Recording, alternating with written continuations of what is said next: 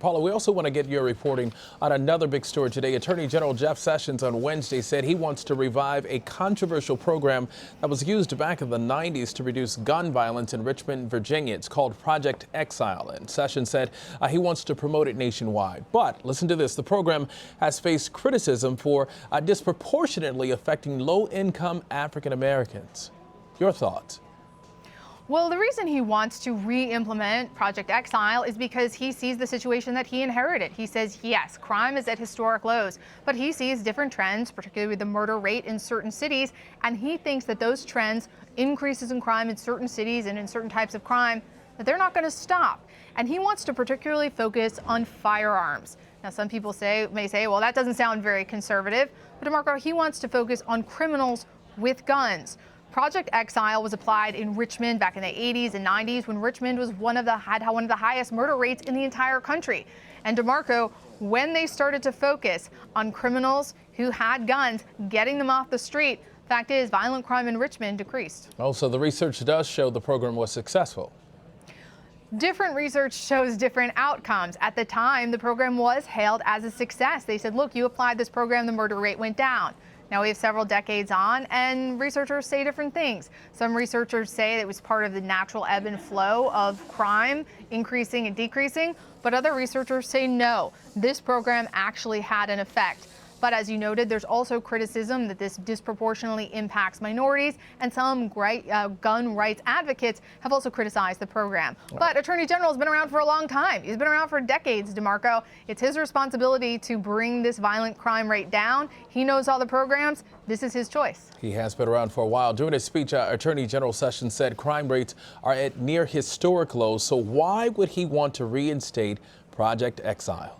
Well, he believes that while they are at historic lows, he believes that he sees some trends. He sees some trends, particularly in certain cities, and he does not think they're a fluke. He wants to stop them in their tracks. He wants to stop any increase in violent crime. And Project Exile, he believes, is the right tool to apply to stop that. And while it was just applied in Richmond and a few other cities subsequently, he wants to apply it in cities across the country. All right, let's go ahead and switch gears now and move on to another topic that we've been following closely here at CBS News and CBSN. General Sessions also spoke largely about the opioid epidemic across the country. What is his plan when it comes to fighting this crisis? Well, he talked about his overall plan to fight violent crime. In addition to talking about getting violent offenders off the streets, he said, look, we can't ignore the fact that these trends, these increases in violent crime are happening against the backdrop of an opioid epidemic. We lose 140 people a day to this crisis. So he says he wants to make that part of a priority. He wants to focus on enforcement. He wants not only to enforce against drug dealers here, but international organizations, drug cartels that export drugs to the United States. He also wants to focus on treatment. He talked today in his speech about talking to families who spent pretty much everything they had to get their loved ones treatment. And then also prevention.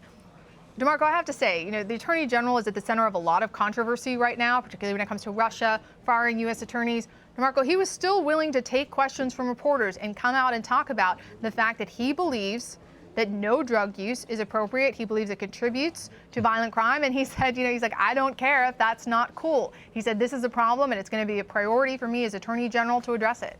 All right, let's talk about medical marijuana. It has been cited as a way to help with opioid addiction, and it is now legal in 28 states. But here's what Mr. Sessions had to say about it. Let's take a listen to this. I reject the idea that we're going to be better placed if we have more marijuana, and you can just go down to the corner grocery store and get it. Give me a break. I'm astonished to hear people suggest we can solve our heroin crisis. Have you heard this? By having more marijuana. Well, how stupid is that? All right, how likely is it for the Trump administration to crack down on medical marijuana? Well, what he's saying is that, marijuana is illegal at the federal level, and some people have called for the federal enforcement to back off. Under the previous two attorney generals, there has been a memo distributed amongst prosecutors, and the idea was, look, we're not going to prioritize enforcement of marijuana in states where it's legal.